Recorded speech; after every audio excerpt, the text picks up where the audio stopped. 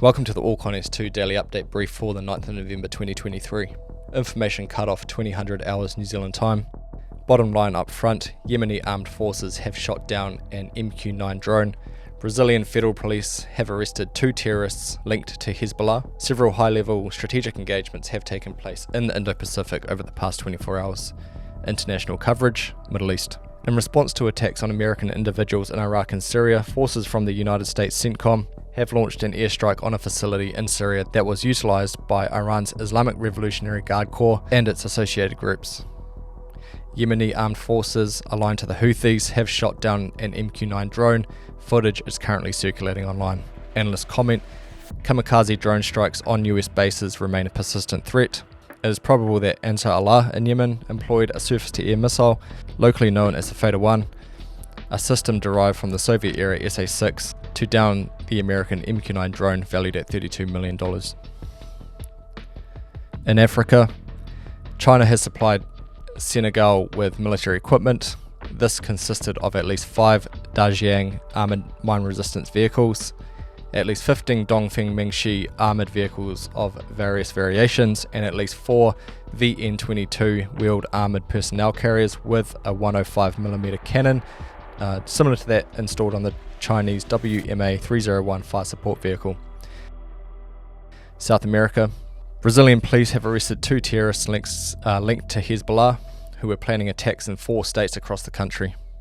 The suspects were recruited by Hezbollah and received funding from the Islamic organization. Analysts comment, Hezbollah established its foothold in Latin America in the mid-1980s, dispatching operatives to the infamously ungoverned tri-border area where Brazil, Argentina and Paraguay converge.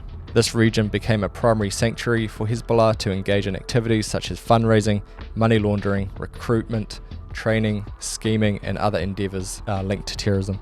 Further evidence indicates Hezbollah is also sharing its terrorist experiences and techniques with Mexican drug cartels along the US border. Indo-Pacific coverage. Several high-level strategic engagements have taken place in the Indo-Pacific over the past 24 hours.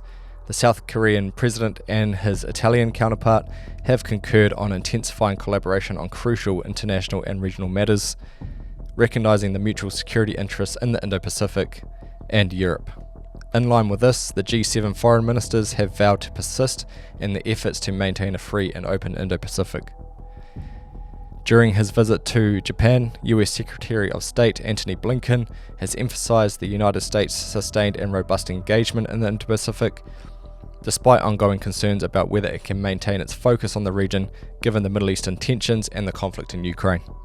Additionally, the G7 foreign ministers, in their meeting in Tokyo, which concluded today, have collectively called for a humanitarian pause in Gaza, pledged support for Ukraine, and expressed alarm over the escalating instability in the Indo-Pacific. Domestic coverage. Australia. Avionics company Aerodynamics has been awarded a 5-year contract to support the Australian Defence Force's flight data monitoring capabilities. The Victoria-based company will provide support for the ADF's flight recorder and locating equipment across a number of aircraft fleets. Logistics, flight data analysis, and specialised equipment repair round up the agreement's main focus.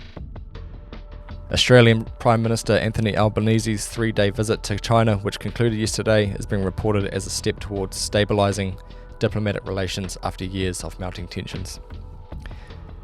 In New Zealand, the New Zealand diplomatic envoy to Israel is seeking clearance to facilitate the evacuation of New Zealand nationals from Gaza.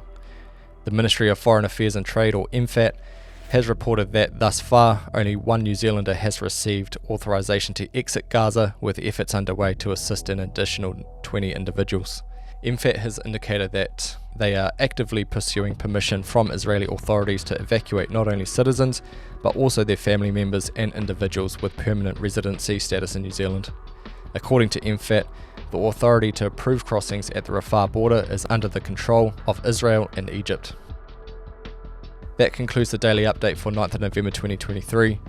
If you got value from this, then please leave us a rating, follow along on whatever platform you're listening, and share it across your own platforms to both spread awareness and value to those that might benefit from it. Ends.